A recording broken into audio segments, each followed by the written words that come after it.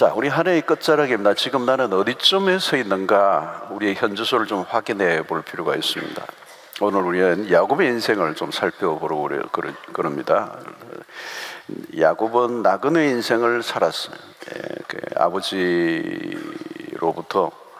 아버지의 눈을 속이고 장자의 기도를 받고 형의 노여움을 사고 도망을 치고 그의 인생길이 끊임없이 이제 나그네의 연속이었습니다.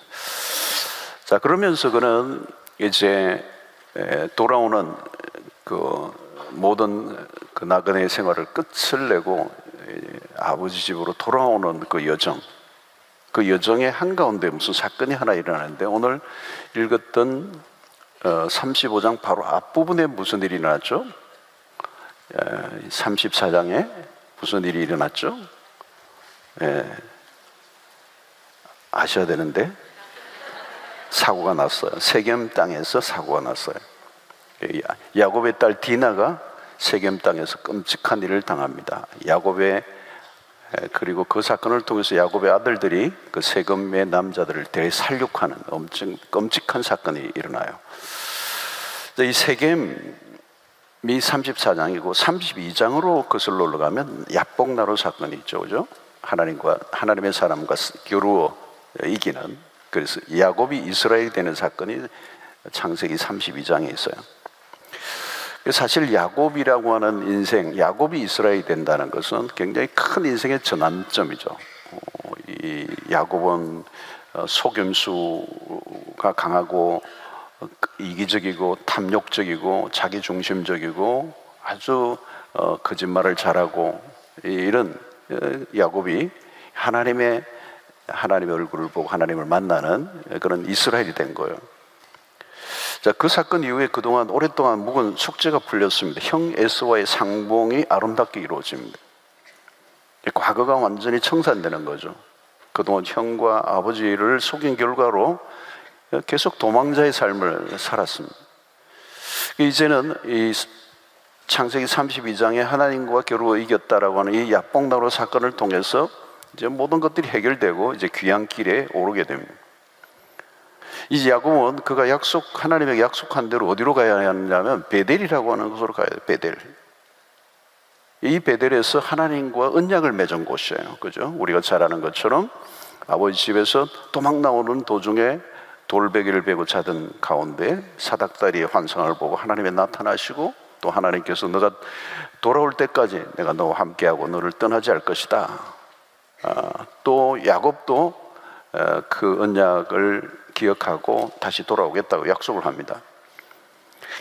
이 베델의 약속을 지키기 위해서 그가 돌아오는 과정인데, 지금 갑자기 궤도 이탈이 나타난 것입니다. 그게 34장의 세겜 사건이에요.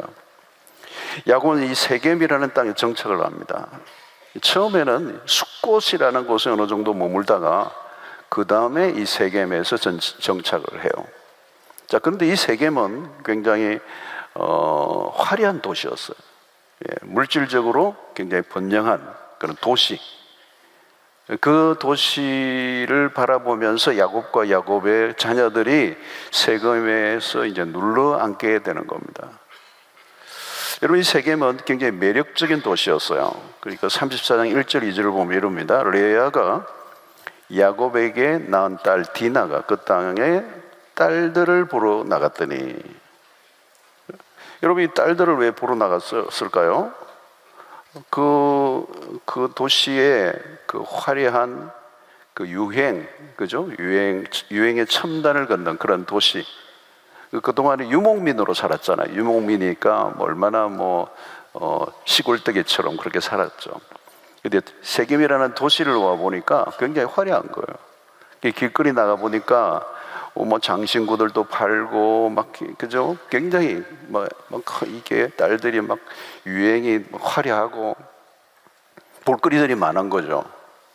그 도시의 풍경들을 보면서 굉장히 마음이 빼앗긴 것입니다. 그래서 이 세계면 세속 도시를 상징하는 겁니다. 시선을 강탈한다고 그러죠. 눈을 빼앗는 거죠. 여러분, 이 화려한 그리고 편리한 그런 환경에 매혹이 되어서 그 거리를 거닐고 다니다가 그 땅에 추장의 아들의 눈에 들게 되고 강간을 당하는 사건이 일어난 겁니다. 여러분, 이것이 결국 사고가 난 거죠. 이제 이것으로 끝난 게 아니고 야곱의 아들들이 디나 사건으로 분노하고 복수국을 펼치는데 아주 모의를 하고 전쟁을 벌이죠. 교묘하게 그 땅의 사람들 할례, 남자들이 다 할례를 받게 하고 거짓으로, 그리고 꼼짝 못하고 있을 때 그 땅의 남자들을 다 죽여버렸습니다. 피비린내 나는 사건이죠. 비극적인 사건입니다. 이것은 하나님의 자녀들이 해야 될 일이 아니죠. 거의 끝판 왕들입니다. 야곱은 이 과정에서 무기력하게 있고요, 그리고 야곱의 인생에 기억될 만한 상처를 남긴 사건이 됩니다. 자, 여러분, 야곱의 이름이 바뀌었어, 이스라엘로. 그러나 그는 야곱과 이스라엘을 오가는 모습을 보입니다. 그는 베델로 가야 하는데 베델로 가지 않고 세겜이라는 곳에 머물러 있다가 이곳에서 딸이 안타까운 사건을 경험하게 되고 그 일로 인하여 그 땅에 피비린내 나는 전쟁을 벌이고 사람들을 죽이는 일을 벌인 거죠. 결코 하나님이 기뻐하시는 일이 아닌 거예요. 자, 여러분, 여기서 우리는 이 세겜의 사건이 우연히 일어났을까? 그렇지 않다는 거예요. 우연은 없습니다. 여러분, 우연으로 돌리고 싶지만 여러분, 이런 일은 그냥 일어난 게 아니에요. 세겜에 머물러 있는 가운데 생긴 거죠. 세겜에 머물러 있지 않았다면 이런 일이 일어나지 않았을 것입니다. 여러분, 야곱과 그의 자녀들은 여전히 이 세속적인 세계 안에 머물고 있는 거예요. 그리고 편안하게 살고 싶고 또 그 땅의 유혹을 이기지 못하는, 하나님의 백성으로서 머물러 있어야 할 자리가 아닌데 그곳에 머물러 있었던 거죠. 그러다가 이 세겜에서의 뼈아픈 그런 사건을 경험하게 됩니다. 여러분, 우리는 야곱을 늘 보면 그런 굉장히 현실적인 사람이죠. 굉장히 현실적인 사람이고 계산이 빠르고 자기 이익을 챙기는 일에는 순발력이 있고, 야곱의 일생이 항상 그래요. 그리고 야복나루의 체험이 특별했지만 여전히 그의 옛 성향, 기질이 그대로 있는 것을 보게 됩니다. 여러분, 세겜에서의 사건을 통해서 말씀하려고 하는 것은 항상 우리가 가져야 될 태도예요. 하나님의 사건을 통해서 말씀하실 때가 있습니다.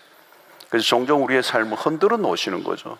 세겜에서 정착해서 세겜에서 잘 먹고 잘 살려고 했던 그 야곱의 삶이 한순간에 다 숲으로 돌아갔어요. 더 이상 그 세겜에 머물 수 없게 된 거예요. 그런데 사실은 불행한 사건이 일어났지만 그 일을 통해 하나님은 새로운 일을 행하신다는 거예요. 그래서 34장의 세겜 사건 이후에 야곱이 이제 결단을 합니다. 오늘 읽었던 1절이죠. 하나님이 야곱에게 이르시되 일어나 베델로 올라가서 거기 거주하며 내가 내 형 에서의 낯을 피하여 도망하던 때에 내게 나타났던 하나님께 거기서 제단을 쌓으라 하신지라. 하나님이 야곱에게 이르시되, 그러죠, 1절에 이게 굉장히 중요해요. 하나님이 야곱에게 이르시되, 하나님이 찾아오신 거죠. 무슨 사건 이후에 찾아온 것입니까? 세겜 사건이에요.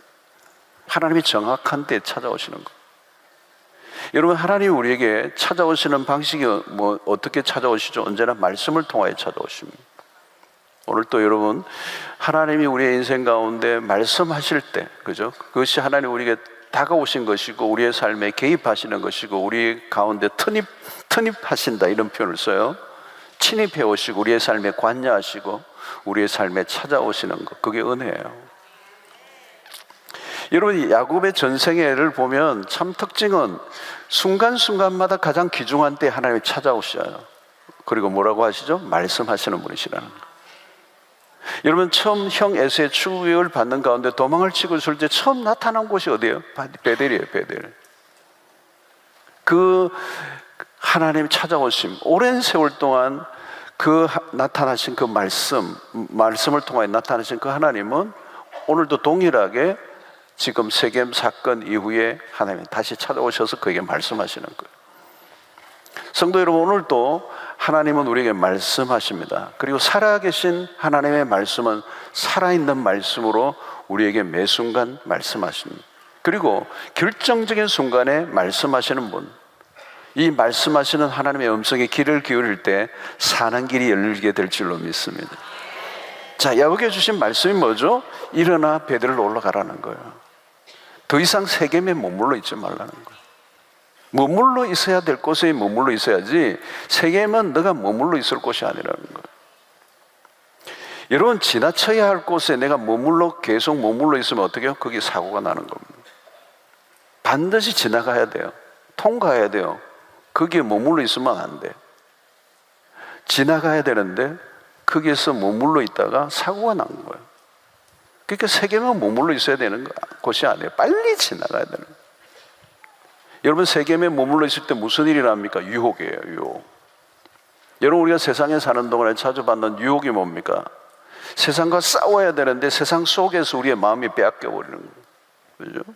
얼마나 많은 유혹이 있습니까? 구별된 백성으로 살아야 되는데 이 세상의 문화가 우리를 아주 이렇게 둘러싸고 있어요. 그래서 우리가 세상에 눈이 먼 거죠. 하나님도 쫓고 싶지만 세상도 함께 쫓으려고 하는 이 세상의 유혹 앞에 오늘날 여러분 대중의 문화들이 얼마나 여러분 자극적입니까? 여러분? 예. 그래서 이 세상의 문화에 내가 적당하게 걸터앉아서 이중 프레이를 하는 동안에 여러분 어때요? 그 유혹에 넘어가는 거죠. 여러분, 오늘 이 야곱이 가야 될 땅은 어디예요? 약속의 땅입니다. 그게 베델이라는 거예요. 지금 베델로 올라가라는 거예요. 하나님이 베델로 올라가라는 거예요. 너 세겜에 머물러 있지 말라는 거예요. 돌베개를 베고 잠을 잘 때 나타나시던 하나님께 그런 맹세했어요. 베들로 돌아오겠다는 약속. 그리고 너가 돌아올 때까지 너와 함께 할 것이고 너를 떠나지 않을 것이다. 하나님은 그 약속을 지켜주셨거든요. 그런데 갑자기 돌아오는 길에 그런 세겜으로 빠져들어버린 거죠. 세겜으로. 그러니까 하나님이 여러분 이 야곱을 그대로 두시지 않는 거예요.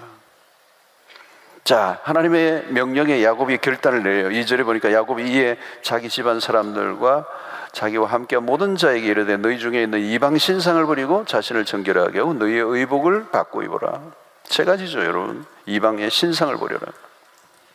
두 번째는 자신을 정결하게 하라. 세 번째는 의복을 받고 입어라. 여러분, 33장에서 야곱은 어떤 사람이에요? 결단력이 없어요. 자녀들의 그 사건들이 끔찍한 사건을 벌이는데도 그 아버지의 리더십이 보이지 않아요. 굉장히 우유부단해요. 그리고 그 우유부단한 그 아버지의 태도가 사건을 키워버렸어요. 아버지로서의 리더십을 발휘를 전혀 못했어요. 자, 그런데 오늘 여기 보면 1절에서 하나님의 말씀에 베들로 올라가라는 이 명령 앞에 오늘 2절은 야곱이 이에 자기 집안 사람과 자기와 함께한 모든 자에게 이르되 결단을 하는 거예요. 하나님의 말씀에 신속한 결단을 내고 순종합니다. 미온적인 태도가 불러온 실패가 얼마나 큰가를 알려주는 거죠. 여러분, 하나님의 말씀이 답이라는 것을 깨달으면 그 순간에 행동해야 되는 거예요. 그걸 미적거리고 있는 동안에 사고가 일어난 거예요. 더 이상 야곱도 방치할 수가 없습니다. 모든 걸 다시 원점으로부터 시작해야 돼요. 성도 여러분, 우리가 종종 믿음의 길을 걸을 때도 실패할 때가 있습니다. 궤도를 벗어날 때가 있어요. 하나님의 말씀에 인도를 받다가 갑자기 곁길로 빠질 때가 있습니다. 언제나 어떤 게 문제죠? 우리 안에 있는 욕심, 내가 가고 싶은 길이 있는 거예요. 그죠? 요나도 여러분 다시스로 가잖아요. 니느웨가 아니고 자기의 길을 고집하는 거. 이게 성경 속에 끊임없이 나오는 모든 인간들의 모습이에요. 자기의 길을 고집하는 거. 그때 우리가 가장 많이 하는 실수가 뭔지 아세요? 여러분, 컴프로마이즈라고 해요. 타협이라는 겁니다. 현실과의 타협. 세겜의 유혹이 그럴 거예요, 여러분. 여기도 나쁘지 않아. 좋아. 합리화시키는 거예요. 그 세겜의 그 도시 안에서 편안한 삶, 세속적인 성공, 그죠? 얼마나 화려한 도시겠어요, 여러분? 그냥 내 양떼나 치던 그 시골에 살던 사람이 화려한 도시에 문명과 번영한 걸 보니까 편리하고 얼마나 멋있겠어, 그죠? 멋있는 거죠. 눈이 막 뒤집어지는 거예요, 그죠? 한순간에 마음이 그냥 이게 무너져 내리는 거예요. 영적 열기가 사라지고 현실적 유혹은 굉장히 강하게 다가오고. 여러분, 신자가 마시가는 한순간에 영적으로 게을러지고 나태해지기가 쉬워요. 여러분, 이 땅에 우리의 삶 속에 얼마나 쉽게 찾아오는 현실의 유혹이 강합니까? 근데 여러분, 신앙은 중립지대가 없어요. 미진해지는 순간 급속하게 신앙은 힘을 잃어버리는 거예요. 철저히 현실주의자가 되는 거예요. 여러분, 내가 영적인 초점이 흐려지면 세속적인 인간이 되는 데는 시간이 오래 걸리지 않습니다. 여러분, 오늘날 문화의 실상이죠. 우리가 대충 신앙생활을 하면요, 현실적인 유혹을 이길 수가 없습니다.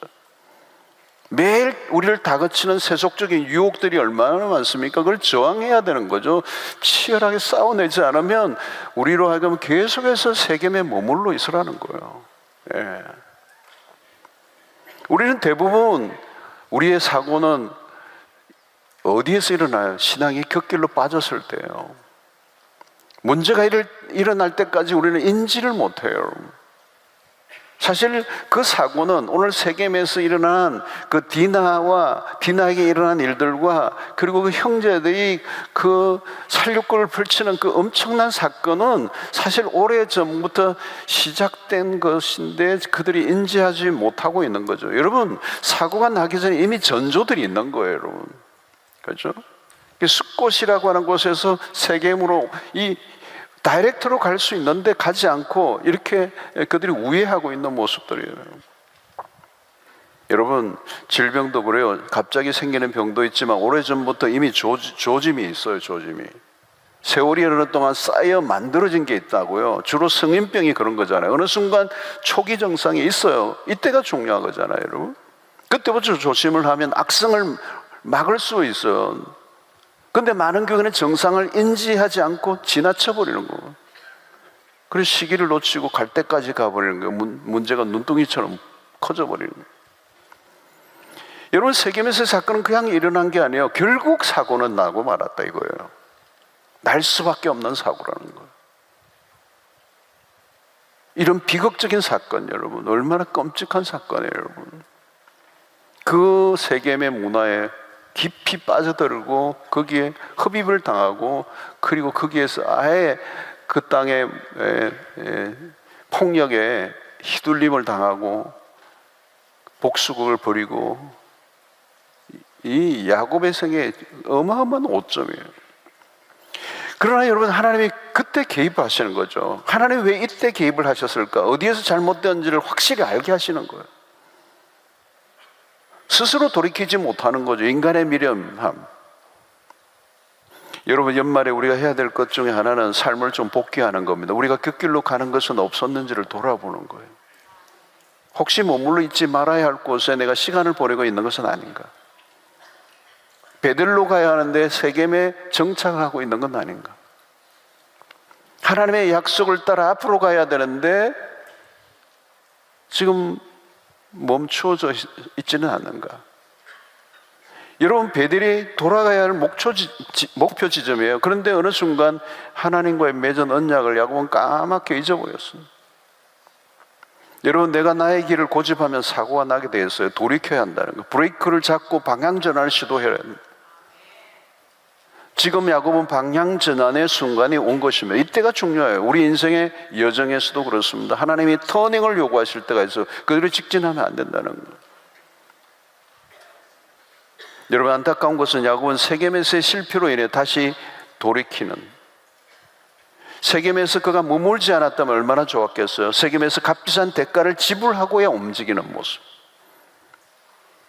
사랑하는 성도 여러분, 오늘 우리는 이 세겜을 건너뛰어야 돼요.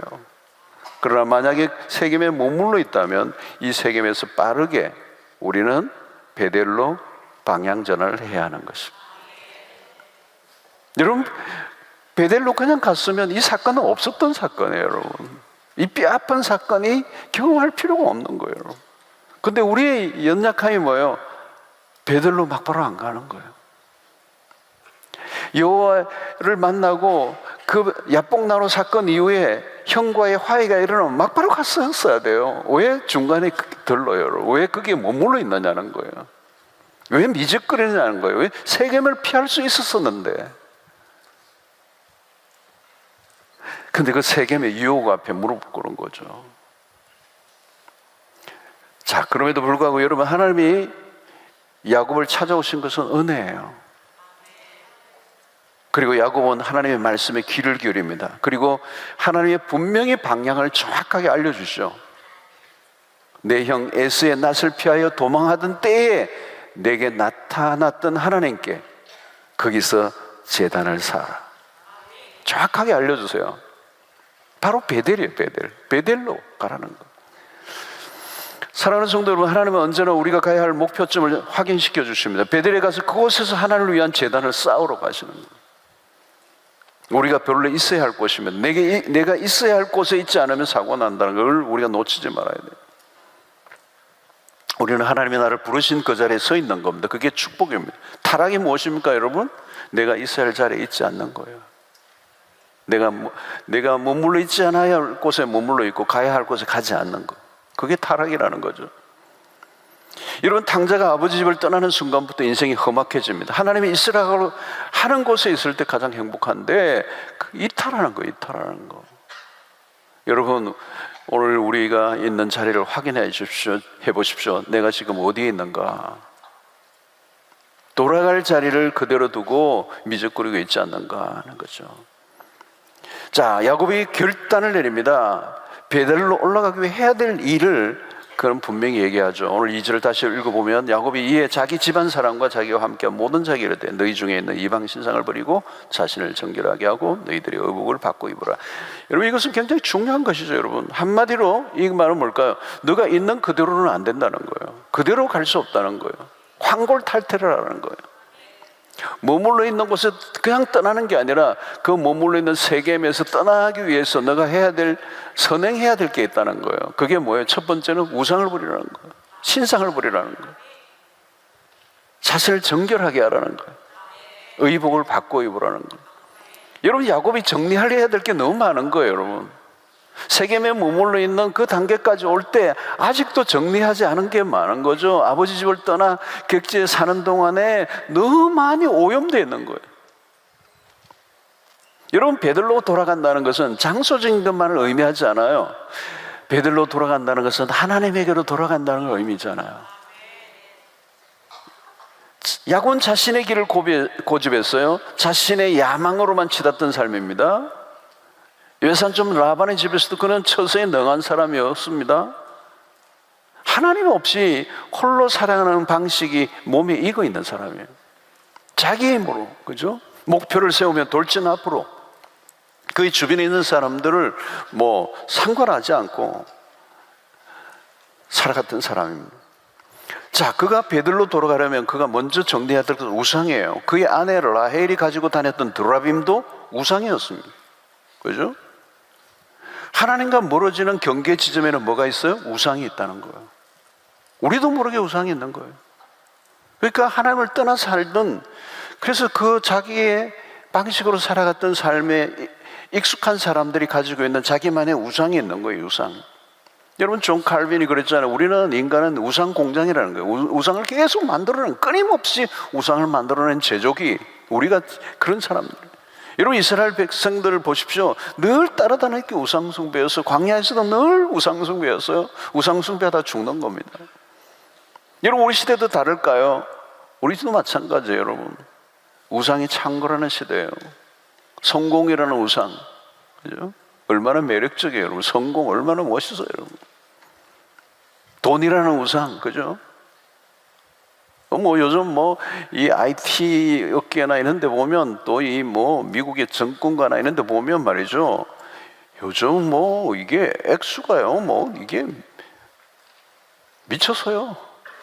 이 표현 써도 되나 모르겠다. 갑자기 붙어 있네. 하도 미쳤다는 말을 많이 하대요, 요즘. 나도, 이게 나도 입에 붙었구나. 여러분, 이게 막 어마어마한 액수를 얘기하잖아요.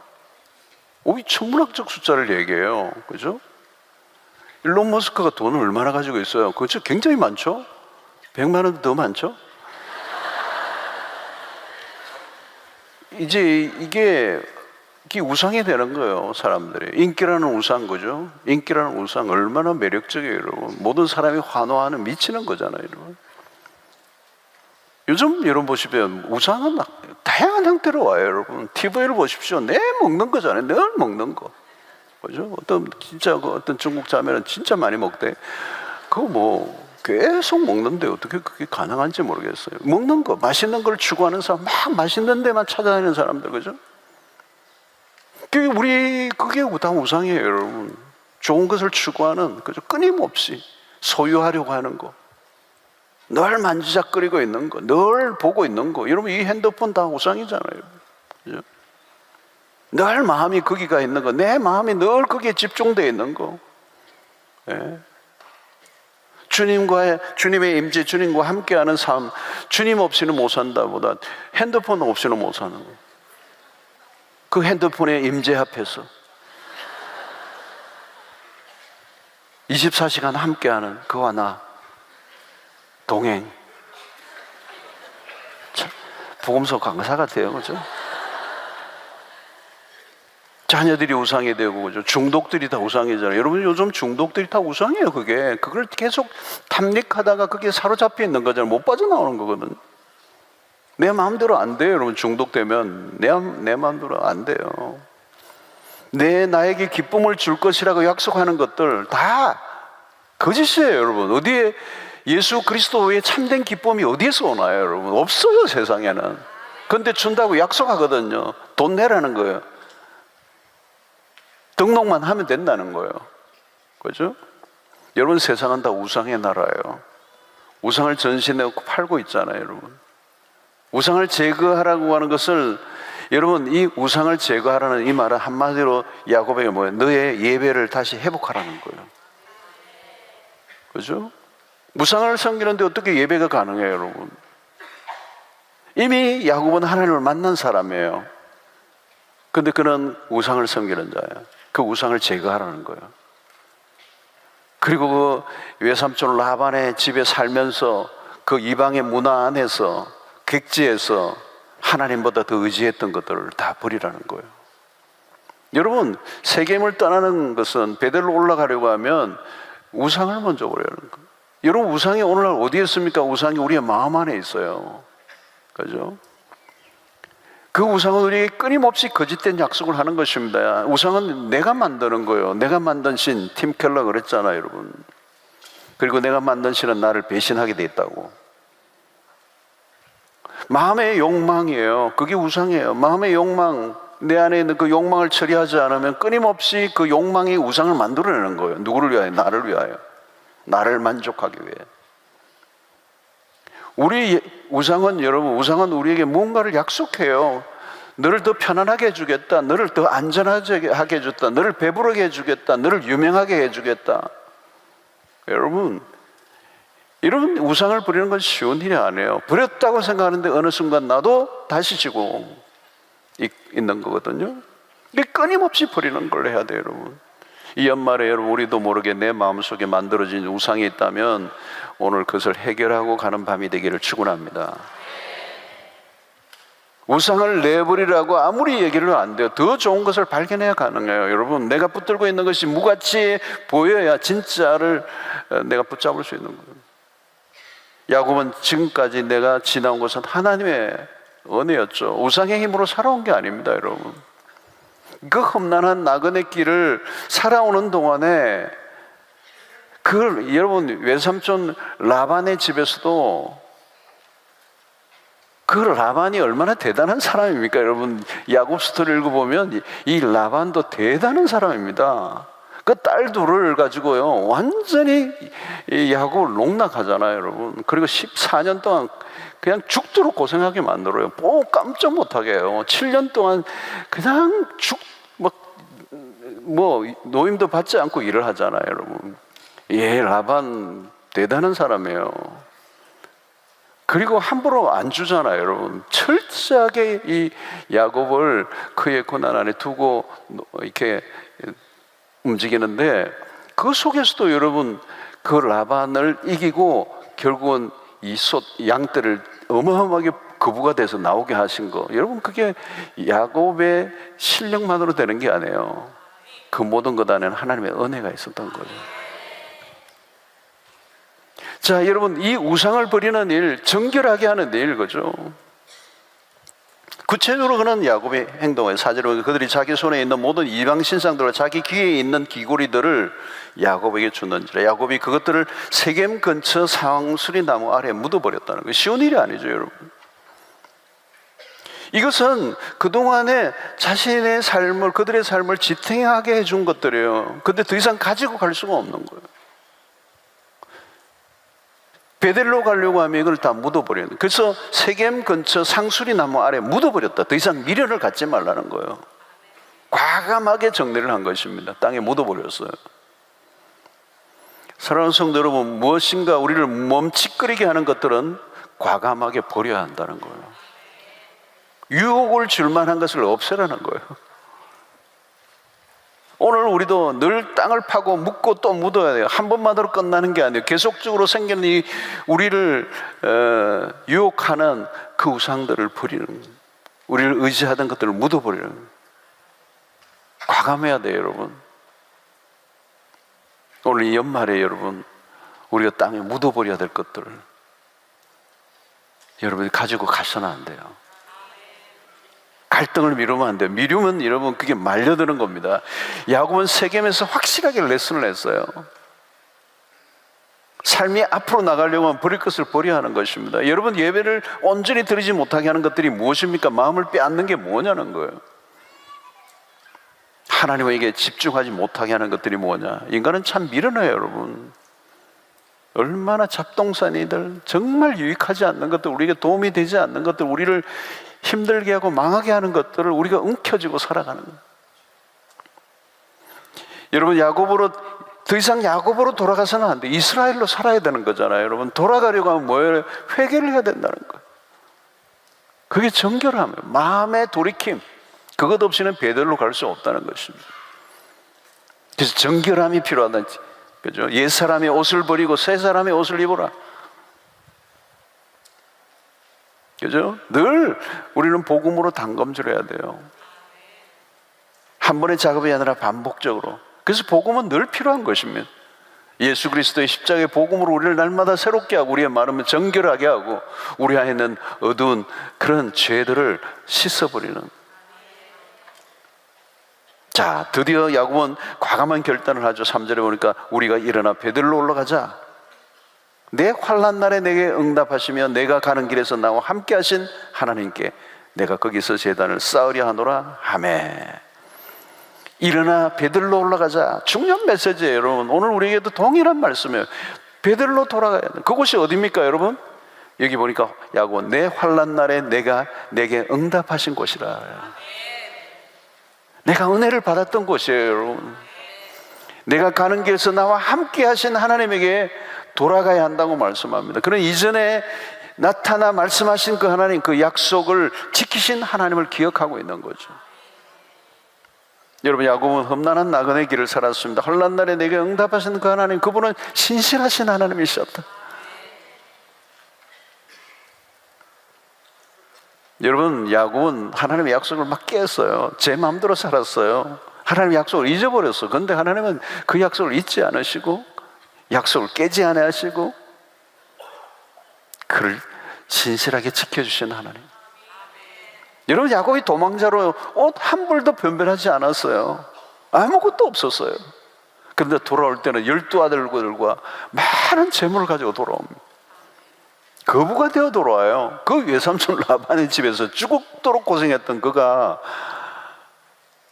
모든 걸 다 잃을 뻔했던 그가, 근데 하나님의 그의 인생에 그의 손을 들어주신 거예요.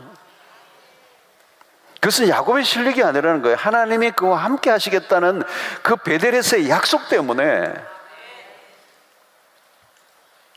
천신만고 끝에 별별 다 일이 다 일어나도 하나님이 야곱의 손을 들어주시고야 마시는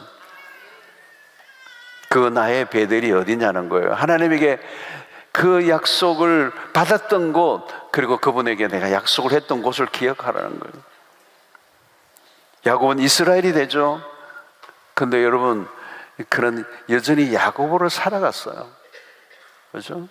그 이전의 삶에서 자유롭지 않은 거죠. 결국 그게 세겜에 머무르게 되고 그 세겜의 사건을 만들어내는 거죠. 여러분 야곱의 세계를 보면요 너무너무 재밌는 게 야곱과 이스라엘 오고 가요. 변화된 삶을 살면 이스라엘이고 이전으로 또 돌아가면 야곱이에요. 그래서 여러분 이사야서도 보면 야곱아 이렇게 할 때도 있어요. 이스라엘로 바뀌었는데 야곱아로 부르는 이유는 아직도 돌아가지 못한 야곱의 모습을 보일 때 하나님 야곱아라고 그래요. 여러분 오늘 우리는 이 세상 속에서 야곱으로 다시 돌아가는 게 아니라 이스라엘로 살아가기 위해서는 세겜이라고 하는 땅에서 벗어나 베델로 돌아가야 됩니다. 그러기 위해서는 우리 안에 있는 우상을 버리고 우리 안에 있는 모든 그런 거룩지 못한 것들을 내어버리고 우리 안에 있는 그 욕망을 처리해야 된다는 거예요. 여러분 오늘 우리의 세상을 살아갈 때 우리는 끊임없는 유혹 속에 있습니다. 베드로를 올라가지 못하게 만드는, 멈춰 서 있게 만들고, 그래서 늘 공회전을 하고 그냥 세월을 낭비하는 그런 시간들을 만들어낼 때가 많습니까? 그때 우리는 하나님의 거룩하신 부름 앞에 순종하고 과감하게 결단하고 돌이켜 베델로 올라가는 순종, 그 용기, 그 담대함을 가져야 하는 것입니다. 여러분 이것은 우리만으로 힘만으로 되는 게 아니에요. 하나님의 도우심 가운데 그분은 우리에게 베델에서 기다리고 계신 하나님이에요. 이 하나님은 우리를 베델로 돌이키시도록 이끌어내시는 하나님이라는 거죠. 6절, 7절에 보면 야곱과 그와 함께한 모든 사람이 가나안 땅 루스 곧 베델에 이르고 그가 거기서 제단을 쌓고 그곳을 엘베델이라 불렀으니 이는 그의 형의 낯을 피할 때 하나님이 거기서 그에게 나타나셨음이더라 그랬습니다. 그가 다시 돌아가 그곳에 돌기둥을 세워요. 그리고 그곳에 기름과 포도주를 제물로 돌기둥에 붓습니다. 그곳을 엘베델이라, 엘베델. 모든 것은 하나님의 은혜입니다. 여기까지 오게 한 그 모든 과정에 우여곡절이 있었어요. 근데 하나님은 야곱의 인생을 그대로 두지 아니하시고 끊임없이 간섭하시고 끊임없이 개입하시고 그를 이끌어내시는 하나님. 그의 인생이 험난합니다. 갈등의 연속이 형과의 갈등, 외삼촌 라반과의 갈등, 그 힘겨운 경험들. 그럼에도 불구하고 하나님은 그 야곱의 인생 가운데 개입하시고 그를 이끌어내신 신실하신 하나님. 여러분 우리는 언제나 질문을 해야 돼요. 내가 가고 싶은 길로 고집하며 살 것인가 아니면 하나님의 말씀에 따라 순종하며 살 것인가. 말씀에 고분고분하며 순종의 길을 걷는 삶이 얼마나 복된가를 우리는 야곱을 통해서 경험하게 되는 것입니다. 여러분 야곱은 참 끈질겨요. 정말 고집이 세고요 자의지가 강해요. 근데 여러분 기억해야 될 것은 뭐냐? 하나님은 야곱보다 더 강하신 분입니다. 야곱이 하나님의 고집을 이길 수가 없어요. 야곱이 계속 고집을 피우면 하나님은 흔드시는 수밖에 없어요. 가끔 우리의 삶을 흔드실 때가 있어요. 하나님이 우리를 망가뜨리기 위해서가 아니고 우리의 삶을 새롭게 하시기 위한 하나님의 손길인 줄로 믿습니다. 하나님의 은혜는 야곱의 불순종보다 더 강력하고 큽니다. 야곱의 머리로 하나님의 지혜를 이길 수가 없습니다. 야복나루에서의 한반 성묘에서도 여실히 드러나요. 하나님은 포기하지 않으시는 하나님. 우리를 우리답게 만드시는 자리에 도달하기까지 간섭하시는 하나님, 내버려 두지 아니하시는 하나님, 개입하시는 하나님, 붙들고 늘어지시는 하나님. 하나님은 집요하게 그 야곱의 생애를 추격하시고 그의 인생을 빚어가시는 분이심을 보게 되는 것입니다. 문제는 뭐예요? 우리의 고집이에요. 고집. 항복은 빠를수록 좋은 것입니다. 우리에게 주어지는 소망은 확실합니다. 내가 넘어져도 하나님은 다시 일으키신다는 것.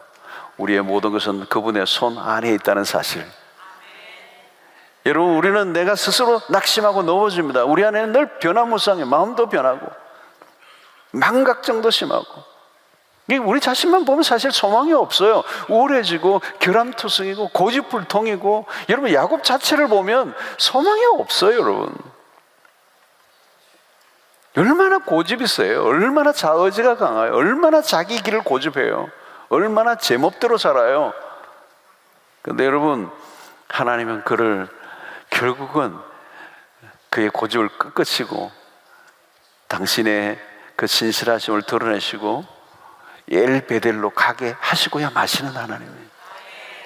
여러분 연말이 되면 좀 어때요? 여러분들 연말이 되면 너무 막 상쾌 유쾌하고 막 그냥 모든 게 시원하고 너무 모든 게 완벽하게 잘 이루어진 것에 대해서 막 그냥 기쁨이 넘치는 분 한 손 들어보세요.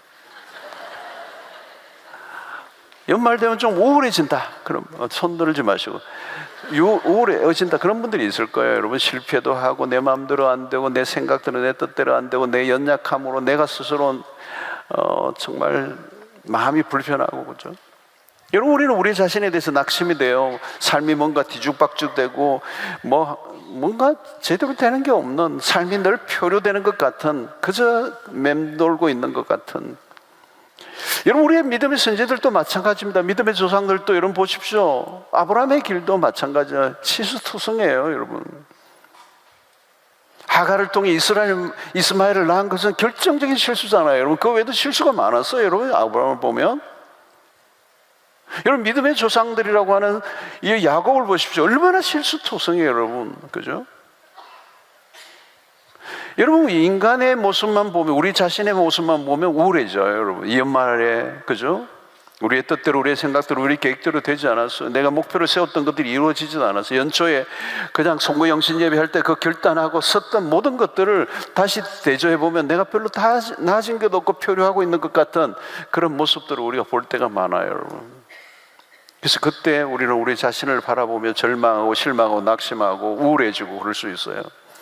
근데 여러분, 한 가지 분명한 게 있어요. 나는 그래요. 우리는 그래요. 우리는 연약해요. 우리는 실수가 많아요. 그러나 여러분, 하나님은 변함없으신 분이시고 우리에 대해서 신실하신 하나님이시라는 것. 하나님은 결국은 야곱을 목적지 엘베들로 데리고 가시고야 마시는 하나님이라는 것. 세겜에서 머물러 있는 그 야곱을 그대로 두지 않았어요. 물론 그 사고가 일어나지도 않았으면 좋겠다는 생각이 우리에게 바람에 있어요. 그런데 여러분, 그 사고가 아니면 야곱은 돌이키지를 않을 수밖에 없는 사람이라는 거예요. 그 사고를 통하여 그는 하나님의 인도를 받을 수밖에 없는 그 단계로 하나님이 허용하신 거예요. 여러분, 오늘 우리는 야곱만이 아닙니다. 믿음의 조상 아브라함에서부터 요셉에 이르기까지 동일해요. 하나님은 신실하신 분이고 그분은 완전하신 분이에요. 요셉이 여러분 완전한 사람이 아니에요, 여러분. 요셉에도 실수가 많아요. 꿈들을 막 함부로 자랑하고 으스대고 했던 그 모든 것들이 여러분 요셉의 이 단점과 허물들이 보여요. 그럼에도 불구하고 하나님은 그를 빚어가시죠.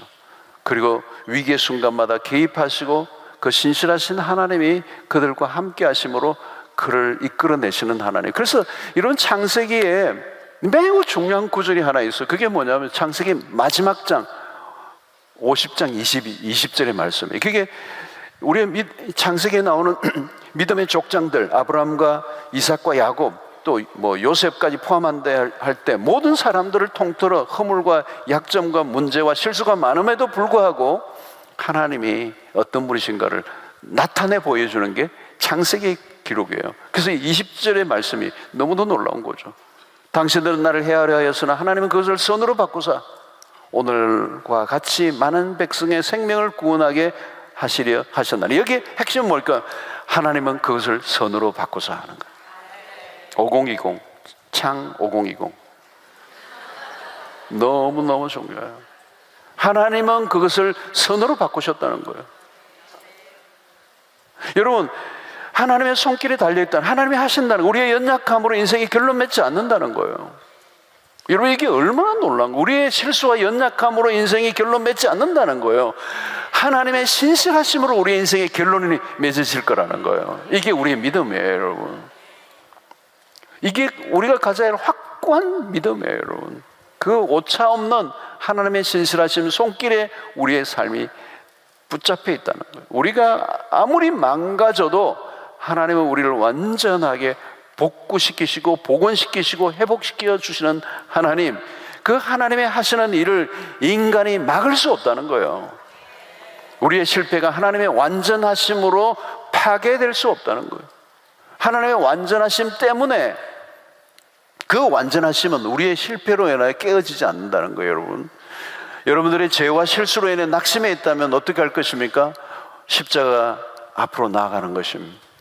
여러분, 십자가 우리에게 주시는 메시지는 뭡니까? 인간의 악에 의해서 하나님의 계획이 무산되지 않는다는 것. 여러분, 십자가 사건을 보십시오. 얼마나 모든 악의 총결합에 의해서 이루어진 인류의 가장 잔인하고 폭력적인, 그래서 종교 지도자들과 로마의 권력이 야합을 해서 그 예수 그리스도를 십자가에 매달아 버리신 그 사건, 그 악의 그 총합, 그럼에도 불구하고 하나님의 구원의 계획은 무산되지 않아요. 오히려 그 악을 선으로 바꾸시고 악을 선으로 이기신 하나님의 사건들. 우리의 연약함과 실수가 많을수록 여러분, 복음의 능력은 더 강력하게 나타나는 거예요. 실패의 삶을 살았다고 절망하지 마십시오. 실패와 연약을 통하여 나라는 존재가 누구인가를 확실하게 발견할 수만 있다면 우리 주님의 십자가 앞에 나아가 구원을 얻고 회복될 수 있는 은혜가 주어지게 되는 것입니다. 만약에 내가 연약하다는 사실을 깨닫지 못했다면 그 십자가를 발견하지 못했을 거예요.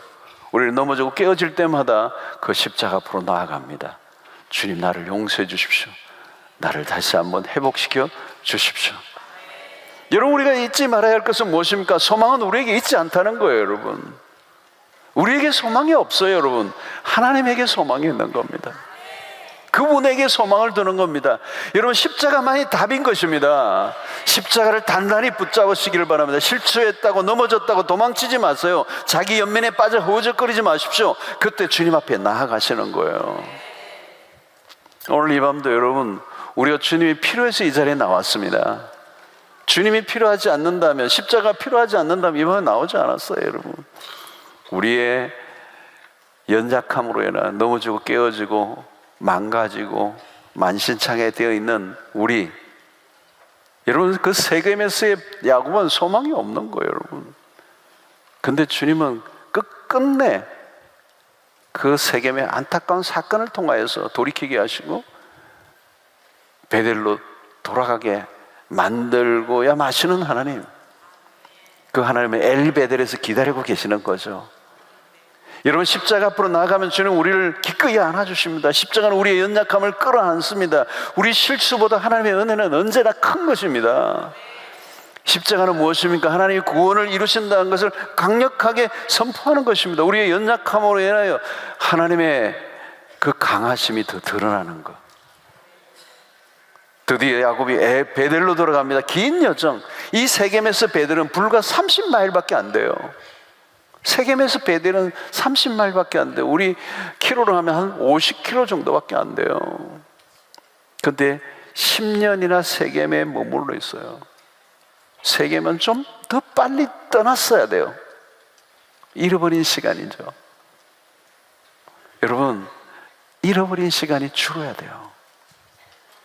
마침내 베델에서 제단을 샀습니다. 그것도 이름을 엘베델이라. 야곱은 감회가 새로웠을 것입니다. 이 엘베델, 베델의 하나님이에요. 베델은 뭐예요, 여러분? 하나님의 집, 하나님의 집이 베델. 그 장소적 의미를 말한다면 엘베델은 장소가 아니라 하나님에게 초점을, 엘베델의 하나님, 베델의 하나님, 그죠? 하나님이 그곳으로 불러들여 주셨다는 거예요. 하나님이 여기 이르게 하셨다. 그는 하나님이 아니면 그곳에 이룰 수 없었음을 고백합니다. 여러분, 신앙의 여정에서 잊을 수 없는 기억 중 하나는 뭘까요? 우리가 그 베델에서 하나님을 만났다는 거예요.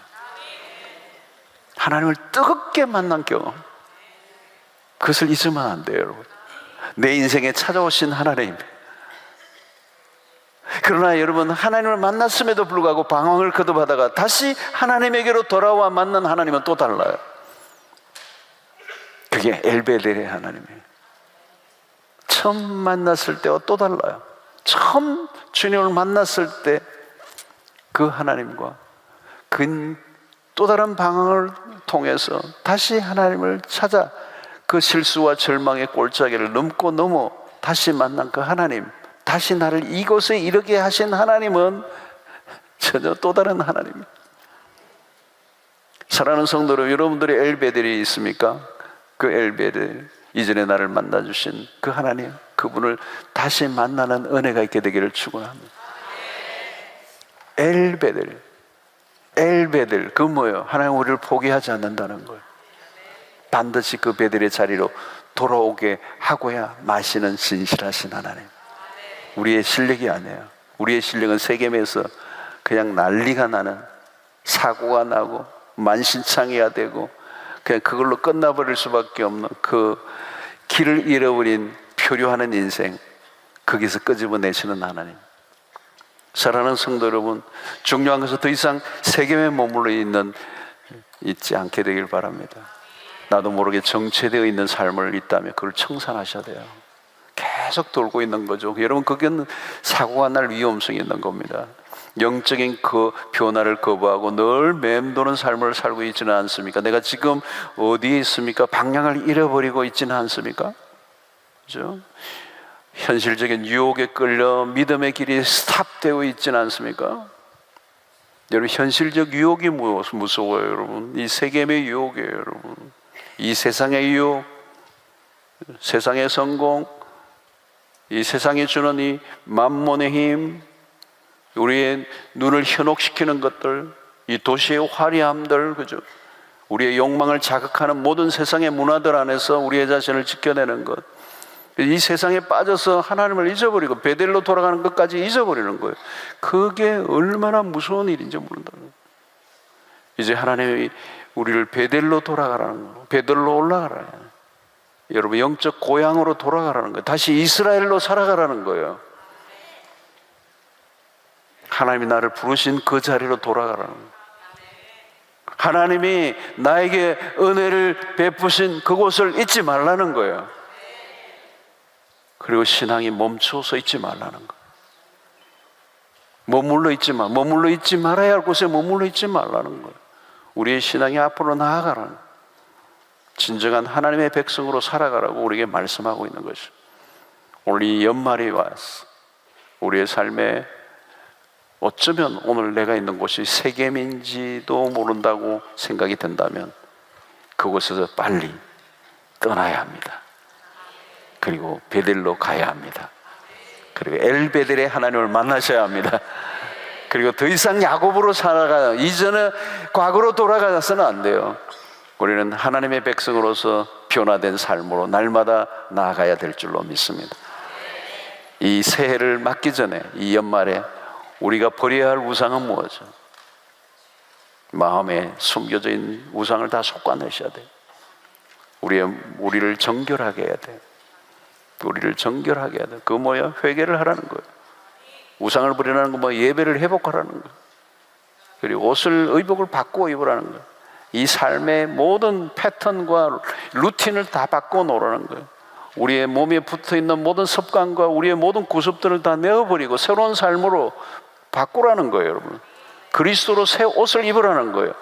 우리가 이 땅의 그 문화에 맞춰져 있는 모든 그런 속된 것들을 벗어버리고 그리스도로 옷 입고 새 옷을 입어서 새로운 삶으로, 새로운 태도로 우리의 삶을 바꾸어, 그래서 엘베델, 돌아가라. 엘베델의 하나님을 만나는 그 은혜가 여러분들에게 있게 되기를 주의 이름으로 축원합니다.